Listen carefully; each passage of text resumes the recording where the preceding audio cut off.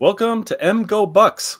Huge game, huge outcome. Matt, I'm completely speechless. I'm still trying to thinking I'm going to wake up from like a dream from this is happening. But man, how are you doing? You know what I was just thinking? I was just trying to compare the college games to the NFL games because in the NFL, let's say you're like a Cowboys fan, right? You know, you lose to the Eagles, but then you could still win the Super Bowl, and it's not a big deal that you lost to the Eagles. But college is so different, right? Because like if you lose to your rival, and then if you win the national title, they still have bragging rights that they beat you. So it's like it's not the same at all. It's not the same at all. Even if we like somehow win the national title, I'm still not going to fully be able to enjoy it. It's just listen. I've been trying to rack my brains for some parallels too. Like I was thinking, 2001 when Tressel went to Michigan and beat Michigan, and it was not expected. Ohio State was terrible that year. Belisari was the quarterback, and then Craig Krenzel had lost the week before to Illinois, and then came into Ann Arbor, and everyone was shell-shocked that they came in and won that game. And then there was 2004. You and I, that was an infamous afternoon, an infamous actual all-over weekend. But I just remember how happy you were in 2004. We're in the line at White Castle, and your smile is painted on. Chad Henne was a freshman. Braylon Edwards was a senior. Like it was I think they had only maybe lost one game that year, and then somehow like Buckeyes lost like 6 games that year. I don't even know if they went to a bowl game that year, but yeah, I just remember the shock that I felt to losing. I don't think it was not expecting. I think we had lost like 4 games. Yeah, I don't think we got blown out by Iowa like a couple weeks before.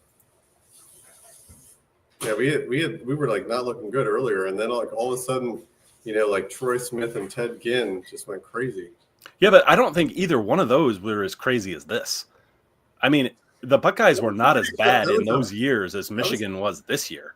I mean, the Buckeyes may not have had a defensive line. Yeah, you guys were like, you know, you haven't been this bad since the Rich Rod years. This is 6-5. I mean, the Buckeyes were not as bad as this. I mean, they weren't Davis Warren bad.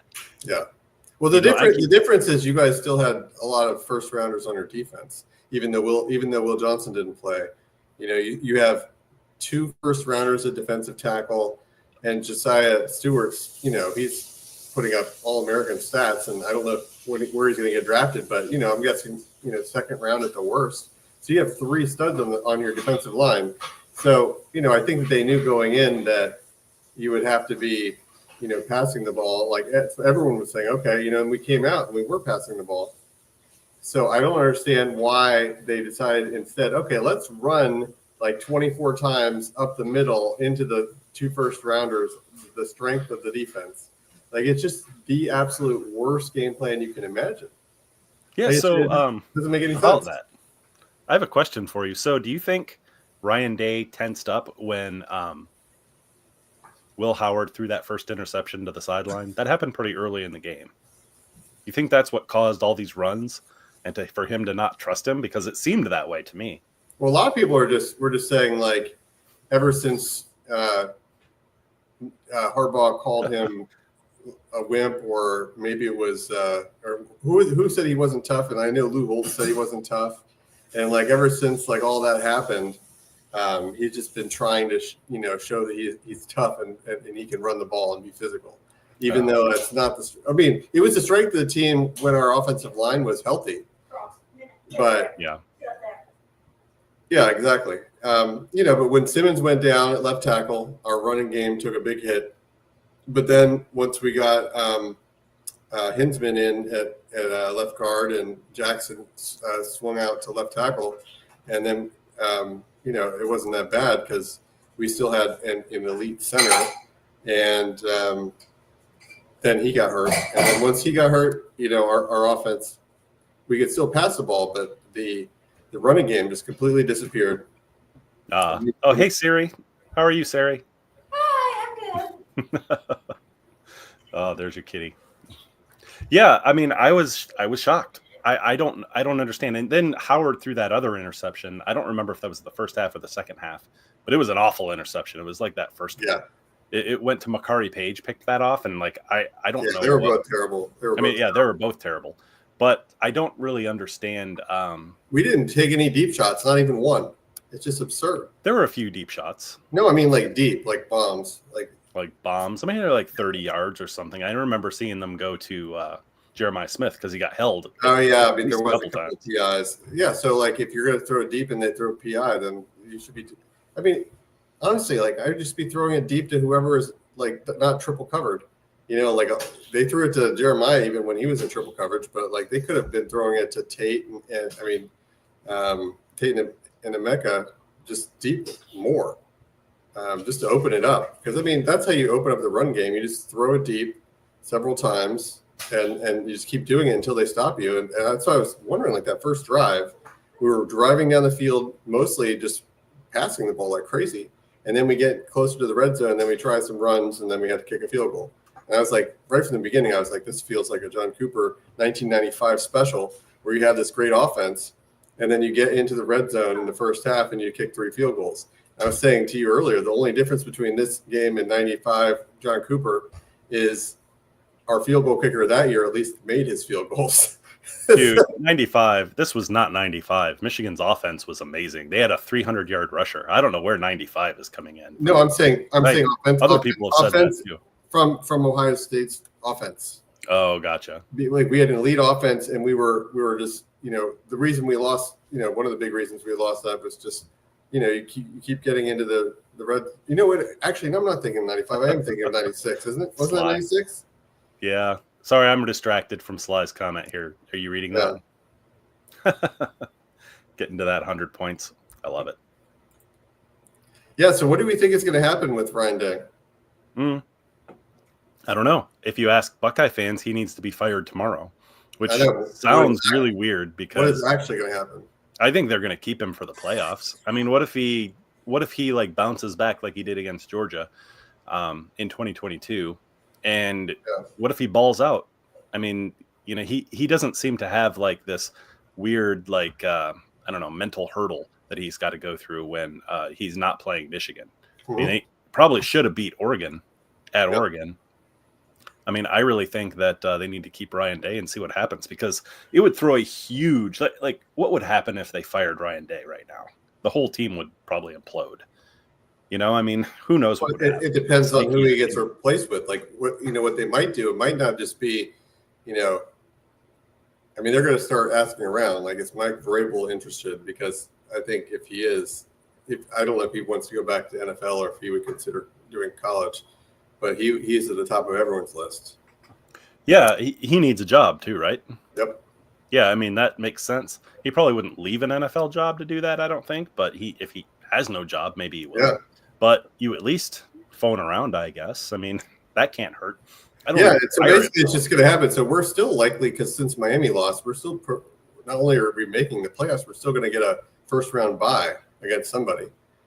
So, well, and you have to ask the question: Will Howard threw the first interception? Not by home field in the first game. Who was calling plays? Was it Ryan Day or was it Chip Kelly? Because that reeked of Ryan Day play calling. Chip Kelly is. That did not seem like Chip Kelly was calling the game. Not that he deserves all the credit in the world. Well, no, Chip Kelly was not made available to the press after the game. Ryan Day was answering questions and just saying that they needed to run the ball, you know, and like it was pretty weak that Chip wouldn't come out and answer questions after that. Well, so, Ryan probably had something to do with that.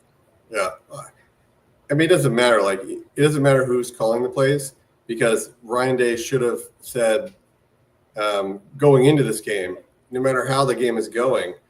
I mean, everyone knew we weren't going to be able to run the ball against that front unless you could, you know, run out wide. You were going to have to, you know, start by passing to open up the run game. You can't just like run first down, run second down, 3rd and 5, 3rd and 8, and then then you're going to also every single 3rd and 5 and 3rd and 8 is a out route. So the corners were sitting on all those because we weren't doing anything else other than that. So it's just way too many of those.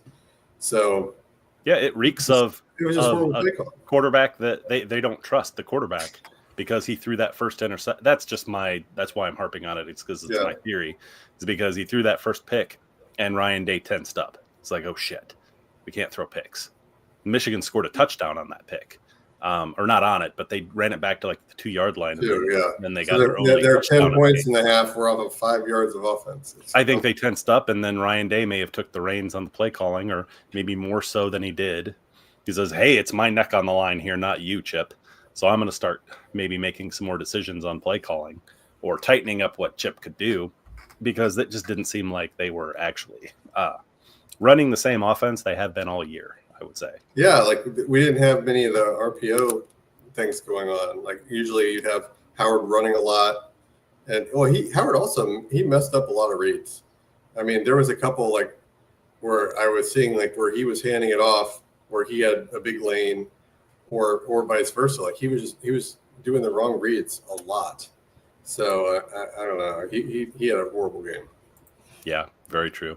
But anyway, let's ask everyone else. Like, who do you think was calling plays in this game? Was it Chip Kelly or Ryan Day? And do you think that interception or the 2 interceptions affected Chip Kelly or Ryan Day's play calling? I'd love to hear. I mean, it doesn't even matter though, because like nothing is going to be worse than running it like at 1 yard a carry that they were getting most of those runs. Like they were not able to run at all. Yeah. I mean, Judkins had a couple nice runs. That's it. Michigan's defense balled out in this game. I mean, they have not played that way all year long. They didn't against USC. I don't know. I don't know. Like most of the time, outside of that, like the fourth quarter, like at the very end, outside of that, like I feel like when we were passing the ball and they were trying to pass it down the field, like intermediate passing, they were hitting them, but they just like kept going back to the run game, and then they would stall out. Yeah, it's very possible. They just didn't pass enough. No, definitely not. I mean, going into the game, not after. Like going into the game, I would say, okay, we're passing 85%. I mean, there's just no reason to run against that front. No, I guess maybe like I saw them do one speed option early on to the corner, right? Yeah, very true. Where Howard ran to the corner, he did a speed option, pitched it to Judkins. He had a nice run. They just didn't do that very much. Yeah. Real quick before we start, I want to talk about the Michigan offense, which shouldn't take long. So I'm going to say real quick, subscribe to MGO Bucks. We greatly appreciate it. Like, share, subscribe to the video. And this is awesome. If you're a Michigan fan, I want to see some Go Blues in the chat too. But the shock of this. So, okay, let me read you the Michigan stat line on offense. This is so on brand for 2024 Michigan offense. 234 total yards, so under 300, totally on brand. Passing yards, 62 passing yards. And it looks like overall 4 yards per play and 2 picks. 2 interceptions, yeah. And 2 picks. I mean, that was a typical 2024 Michigan offensive playbook. But I'm shocked that worked. I'm shocked they didn't lose because of that. I mean, I know Will Howard actually threw 2 picks, so it kind of evened out a little bit. But wow, that's insane. Michigan did run for 172 yards, which was obviously the difference, but it's almost flipped. Like, well, there was another thing too. The special teams helped you guys out a lot too, because your kicker was able to kick 50-yard kicks. Our kicker missed like a 25 and a 35 or something. Like he missed 2 easy kicks. Our punter had a shank or just a really bad kick one time. And then Travion, first kick return of the second half, he fumbled it, and we had terrible field position there too. So our kick return fumble and the bad punting and then 2 missed kicks. It's just like we got rid of our terrible special teams coach that everyone was blaming it on, for the last couple of years. He gets fired, and now special teams falls to all of the coaches. They're just, all chipping in a little bit. And it didn't work. Yeah, very true. And you know what? On Michigan's offense, Davis Warren was so typical. Like he had a really, really good drive in that game where they drove all the way down. He made like one throw that was amazing to the outside. Mm-hmm. This was the drive where he threw the pick in the end zone to who was the defensive end? Jack Sawyer. Yeah. Where I thought the game was over at that point. Yeah, that was like the dumbest play. That was actually dumber than any Ohio State play call. Like the fact that not if he completes it. He should have been able to complete that ball and not get a pick. It doesn't matter. Okay, throw it over. Granted, they should have. Okay, so here's the deal. Going in that Warren is a terrible quarterback. At least Howard had been good throughout the year, so it's different. So Warren, is just a terrible, awful quarterback. Okay, he's awful. He wouldn't even be starting in the MAC, as we were saying. He has no business being a starting quarterback. Okay, and you have 1st and goal on the 2-yard line. And you have a running back who has been pretty good. Like, you've been getting pushed. Like, you're not going to not get 2 yards in 4 runs up the middle. Like, you're going to get in. There's zero reason to pass the ball there. It's just stupid. It worked out, though. In a strange way, it worked out. Because if Michigan did get a touchdown there, Ohio State would be probably on the next drive. They're probably a lot more incensed to actually get a touchdown because they know they have to. Instead, on that very next drive, on that interception, Ohio State goes 3 and out. Yeah, because they're trying to run the ball again. Then Michigan takes, another same thing happened last year. Michigan went on a 7-minute drive and ended with a field goal for the game-winning field goal, I guess. But yeah, and it was crazy. Oh, nice.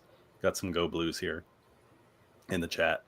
But yeah, I mean, that was typical Davis Warren, and they knew he wasn't the type of quarterback to do that. But here's the thing too, you can tell, even if Davis Warren doesn't execute those plays, he actually, you can tell the coaching staff at Michigan are getting the plays open. They're scheming some plays open. Like, that guy was wide open. That tight end, number 80, was Hogan Hansen. He was wide open in the end zone. So they're scheming the plays open, even though Davis Warren just can't execute them. So that kind of gives me hope for the future in any case. What's up, Ryan?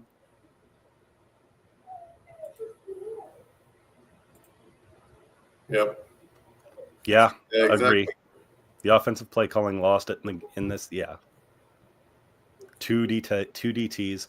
And the thing is, I don't mind them actually trying to run the ball in this because other teams not up the middle. Not up the middle though. Yeah, they have, and you can't run up the middle. I mean, people haven't made a living on it necessarily, but my gosh, even going back to USC, we have a replacement guard. The guards are the weakest part of the team, and one of them is a replacement guard. The center is a replacement center. Yeah. Well, they should have at least recognized that they couldn't run and change their game plan. Yes. Well, no. That shouldn't have been the game plan to start the game. It should have never been a game plan. Would consider running up the middle against those guys. With our biggest weakness was the center of our offensive line. Well, I mean, really the whole offensive line now. The whole offensive line is weak against, especially run blocking. Pass blocking is actually at least decent. I mean, not nearly as good as it was, but it's still passable. He had a decent amount of time. I mean, he was pressured a little bit here and there, and had some incompletions where he was hit. So it wasn't perfect, but it wasn't like the run blocking where it was just completely they couldn't do anything. So when you can't run it all up the middle, you have to do screen passes or just run outside, and then also just not be running that much in general. You pass and set it up. Yeah, very true. Sly, I think OSU tried to run exactly. a tone that they weren't soft. Yep. They played not to lose, and Michigan played like they had nothing to lose. And when Michigan plays like they have nothing to lose, they end up with 62 yards passing and 2 picks. But still, on defense, they definitely played like they had nothing to lose. My gosh, that defense was awesome. But hold on here. We have a Go Blue. Got to get that one in. Awesome. Thanks, Sly. Matt doesn't thank you, but I do. But in any case, you can't blame this one on Knowles, right? I mean, I think Knowles was kind of the whipping boy for at least a few of the last losses, but not this week. You agree with that? I mean, overall, it was 95% offensive play calling, and then just some mistakes. There's some coaching mistakes where they had coming out of a timeout and they tried to call another timeout, having 12 men on the game. So they were trying, at the very end of the game on defense that last drive. So Ryan Day was screwed up gotten a penalty to give you guys a first down, like on that third down at the end. Just absolutely inexcusable. That was just a joke. And so there's, a few coaching blunders other than just offensive play calling. But I would say like on defense. So like, let's compare what the defenses had to do, right? So the Ohio State defense, while good and ranked number 1 coming into the game, they were going up against a bad offense.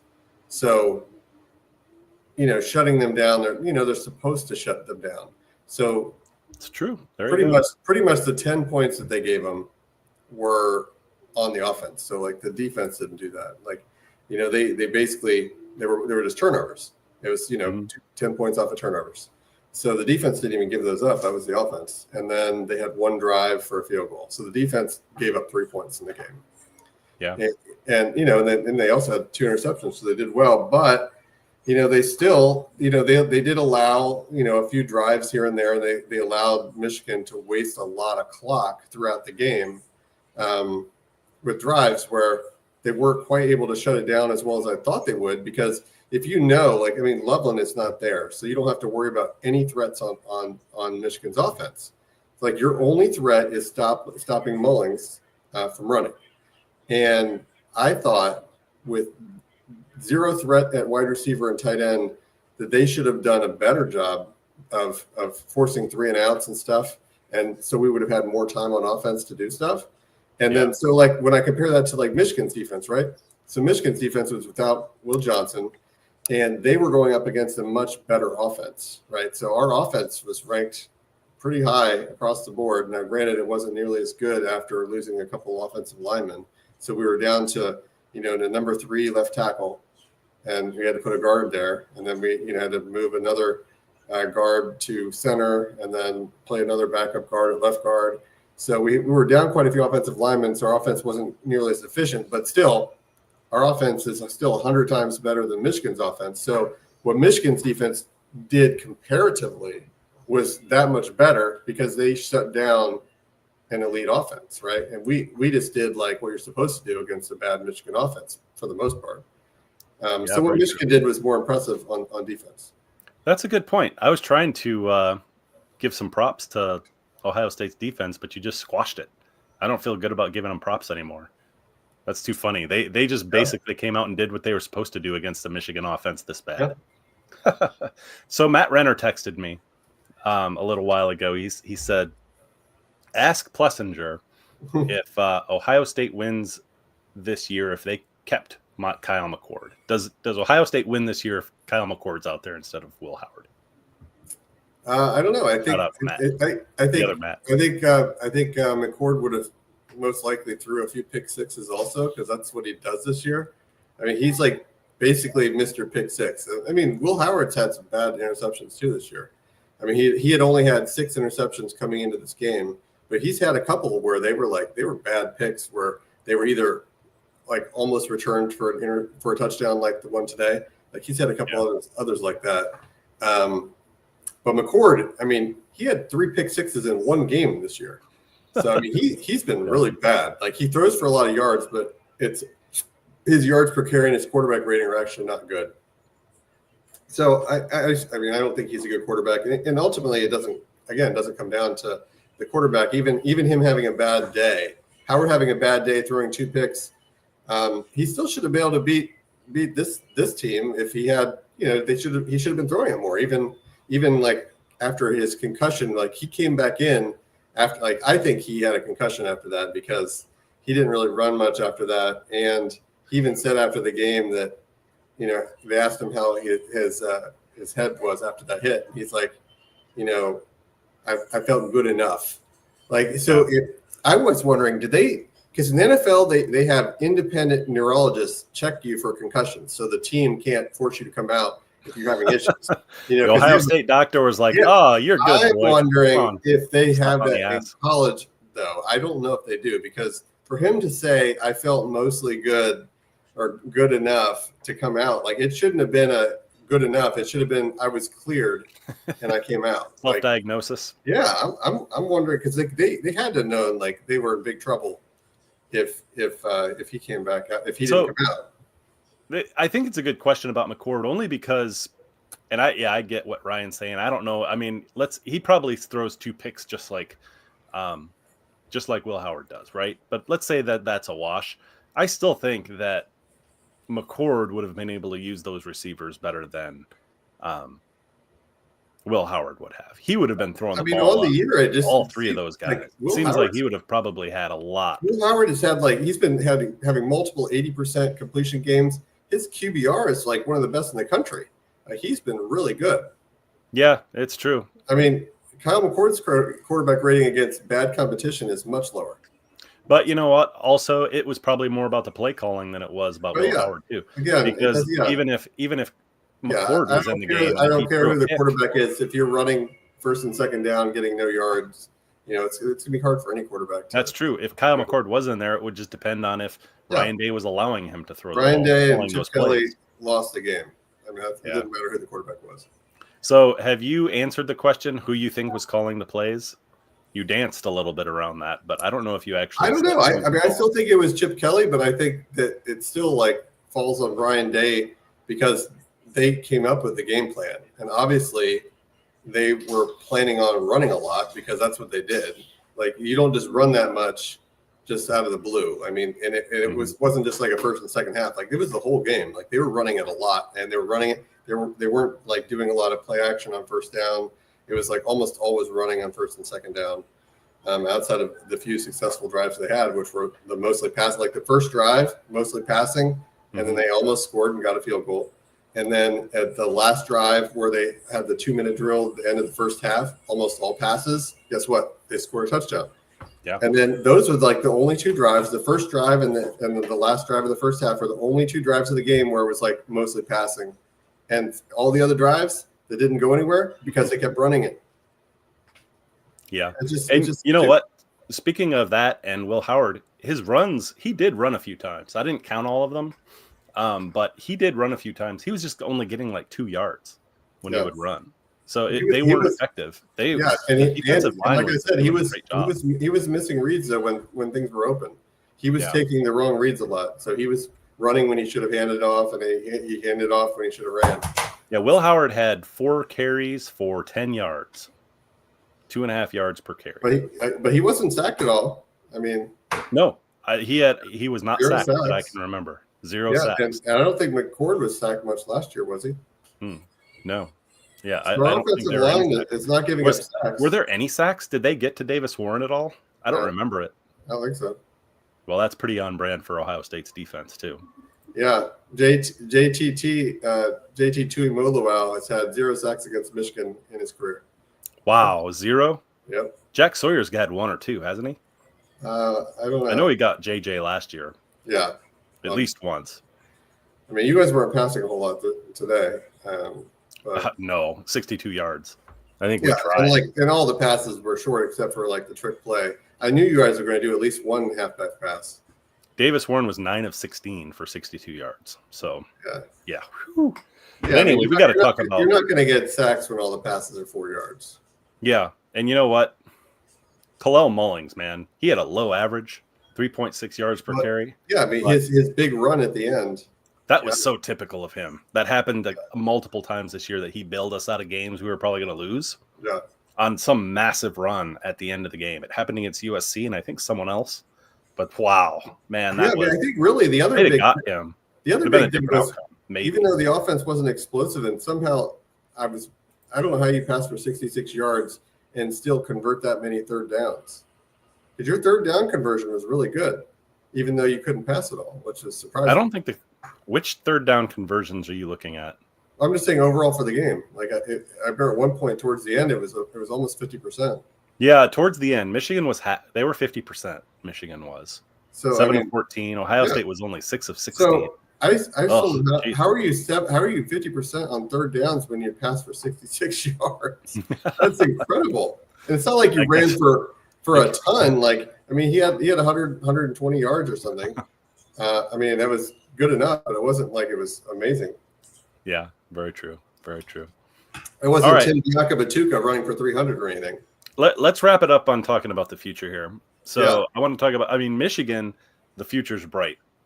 Sharon Moore is dancing on he's walking on sunshine right now.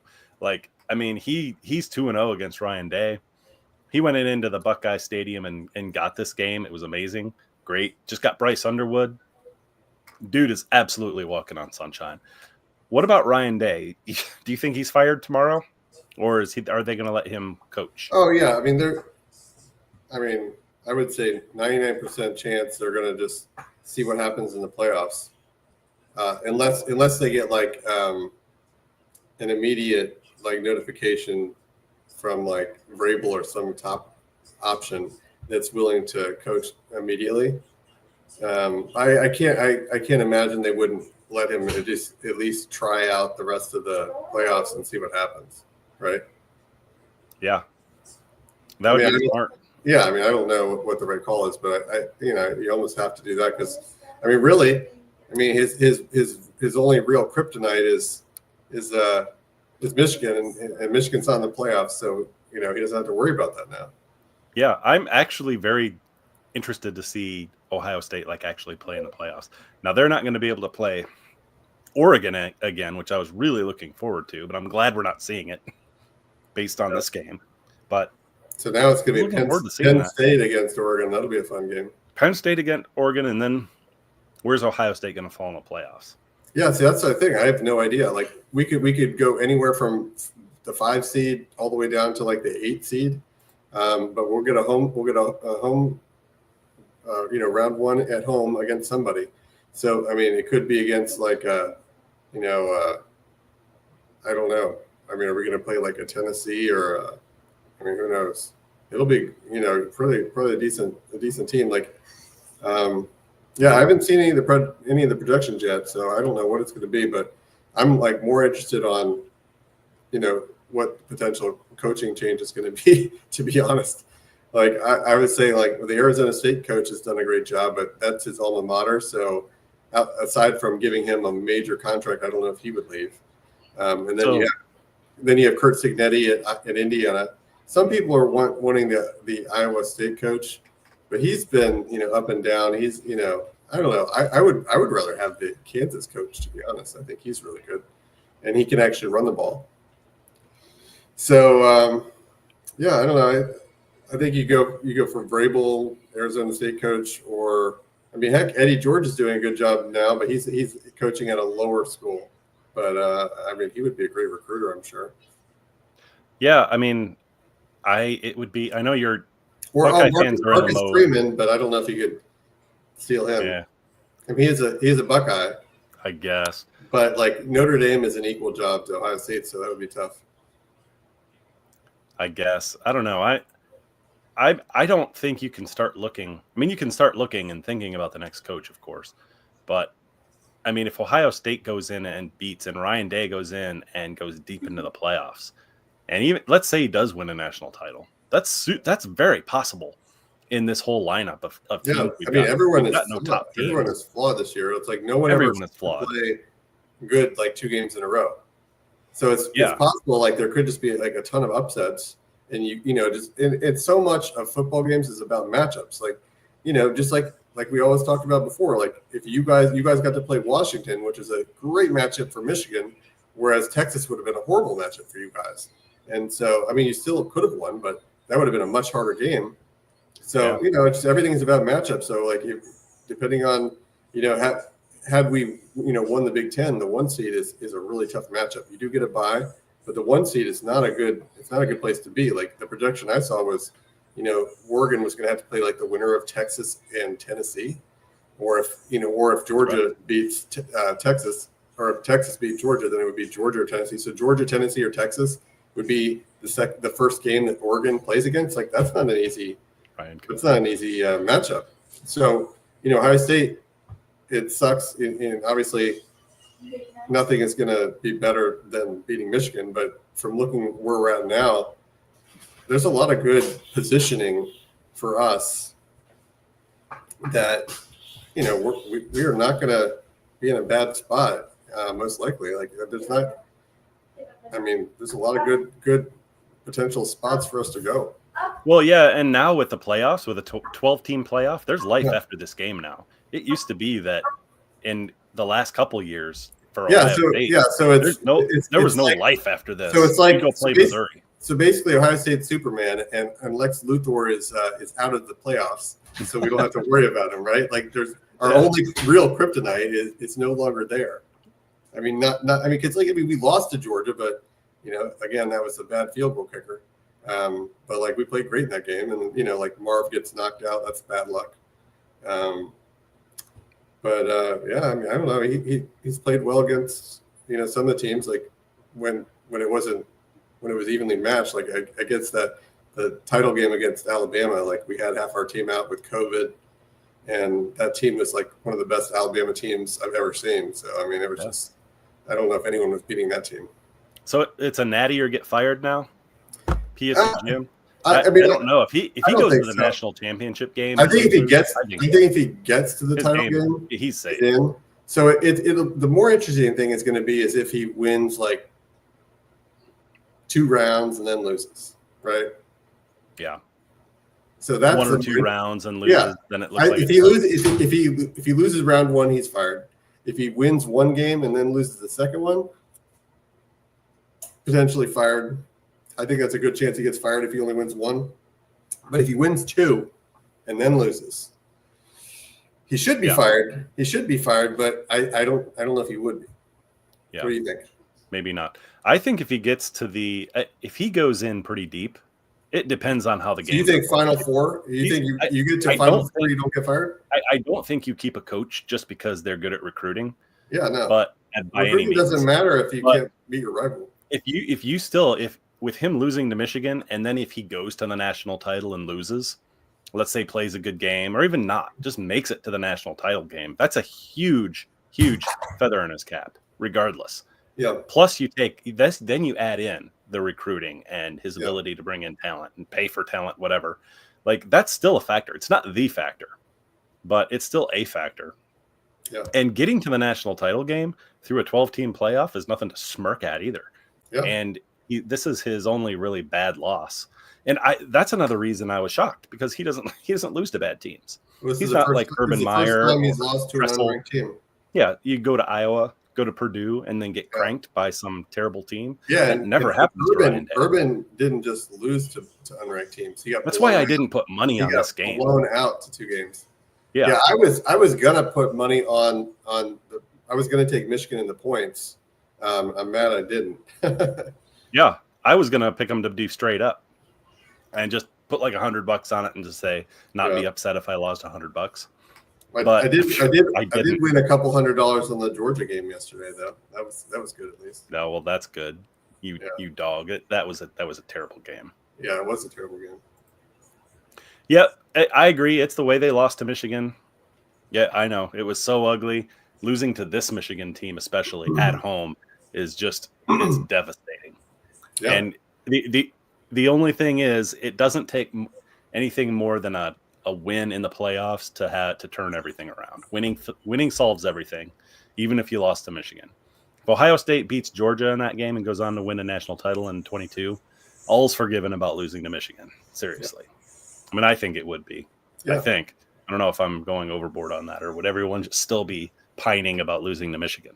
I mean, probably not. Yeah, I mean, hardcore fans are still going to be upset about losing to Michigan, but I think overall, as long as you win the title, like it's different now. Like when you have a playoff, like eventually the rivalry game isn't going to matter as much just because you have a playoff.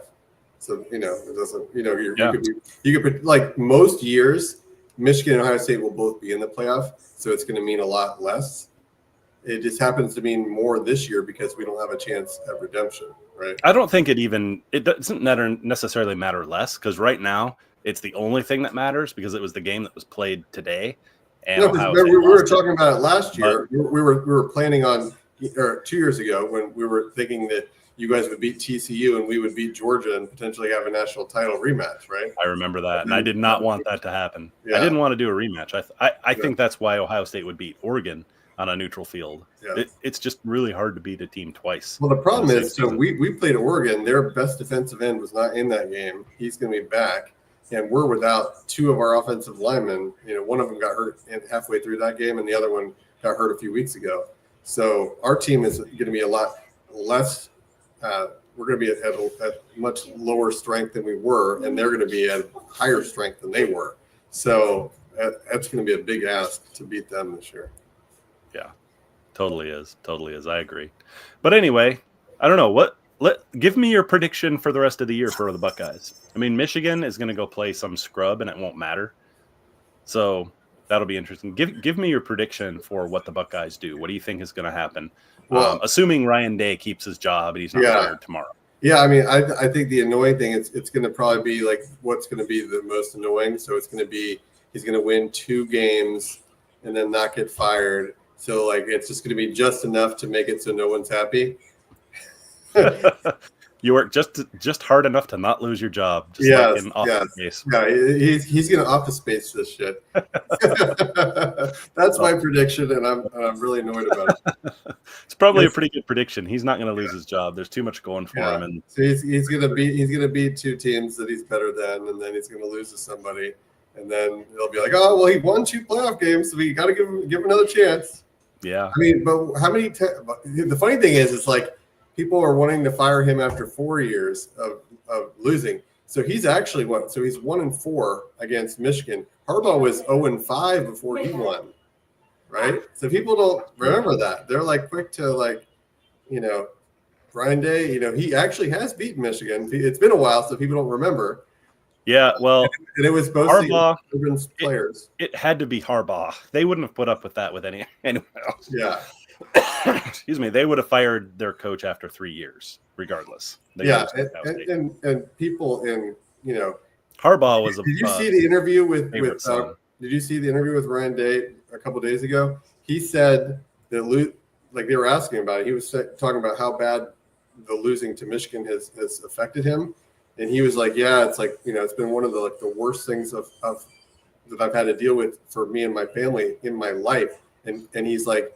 It's up there with like my dad died, who, by the way, he committed suicide. So he's comparing losing to Michigan to his dad dying. So like, that's how much it's affecting him. And like, I mean, obviously it's in his head. Yeah. To any coach, it's going to be that devastating, probably. Yeah. I would imagine. Yeah. I mean, it's man, like I hate to even put this out in the universe, but man, Ryan Day, your dad committed suicide, dude. It's not that bad. Yeah. Just be good. Be good to yourself. Well, I think what he's saying is it's not. He wasn't talking so much for him as it's like. I know. That's the first thing you think of. He has young kids, and like his kids have to deal with like all the trash talk at school, and like people have been threatening his family and him and stuff. Yeah, very true. All right. Yeah, I think Ohio State's gonna. Probably just because of this, they were expected to win the national title, the favorite to win the national title going into this. Probably not so much anymore, but they probably still shouldn't be knocked off that rank, I would say, just because of this game. This is a different, strange game that I don't know if you can like use it in the formula to see who is going to be favorite for the national title. I think the Buckeyes are going to. It's just weird. I mean, because like, there's so many other teams that are like losing random games too, and you're like looking at like we have 2 losses. One to our rival in a close game, and 1 to the number 1 team by a point at their place. So, most teams in the country, if you look at it objectively, most of the other top teams have worse losses than we do, and we have two top 10 wins. So, I mean, overall, it just seems like it's not any good wins. A solid year. Indiana and Penn State, no one's, even though they're top. Penn State's been playing pretty solid. I don't know. They destroyed Maryland today. Doesn't that give them props? Oh yeah, there you go. That'll make you feel better. They ran up the score on Maryland. They scored with like 2 seconds left. You only need to do like 10 shots of liquor to get to sleep tonight instead of like what would it be 20 now. But in any case, I think it's going to be interesting. So how many games do you think that he's going to win in the playoffs? I think he could win all of them. I think Ohio State. What's your prediction? That could. Obviously, he could. How many games are there? Put a number on it. How many games are there? 4. He has to win 4. 4 to win the national title. Yes. I say he wins at least 3. I think they go to the national. Really? You think he's making it to the wow? Yeah, I don't think they're going to play the same. It's a bad field. They played against teams. It's a bad field this year. I mean, the one thing that makes why I think he's going to win is you don't know like if certain teams are playing bad because of injuries. For instance, like let's say Georgia has a bunch of guys that are injured and they're going to come back. Like unfortunately, our injuries were season enders, so we're not getting them back. but other teams might just be beaten up and they might have like a lot of linemen out. Like I know, I don't know with Alabama, for instance, I know their offensive line has just been bad, but I don't know how much of that is injury related. Yeah. But I know like Georgia got some people back recently and they did look better until like that Georgia Tech game, man. Georgia Tech dominated them. And I mean, there were some really bad calls against that went against Georgia Tech in that game to allow that to even go into overtime in the first place. Very true. Like 3 really bad ones, but let's ask the chat real quick. I mean, like, who do you think? How many games do you think Ryan Day is going to win? Like, out of 4, if you're going to win the national title, you win 4 in the playoffs. How many games do you think Ryan Day is going to actually win? I say he's going to win 3, which would mean you know what? That's what I think. Sound off in the chat about that. The reason why it's hard is because I have to see the teams and how it's going to match up. Like it could just it doesn't matter. I've seen all the teams who are going to be in there. No, I know, but it could be like a really easy lineup, like even easier. You know what I'm saying? Like it could be an easier path. Yeah, like we could be playing Indiana again, and we could be playing like Penn State again, and I don't know, like they're not going to allow that to happen. I mean, I think the engineers of the playoffs are going to make it so that Ohio State. I hope that they make it so the Big Ten, SEC play different teams. I hope, but yeah, I mean, so it just depends like what it looks like with the setup. So, without seeing any kind of a setup, I'm going to say 2. But if I look at it and it happens to be an easy groupings of teams, maybe we'll get 3. I don't know. Yeah, very true. Very true. Because it's a weak group of teams right now. Yeah, for sure. Well, Michigan is flying high right now, and Sharon Moore just legitimized his coaching.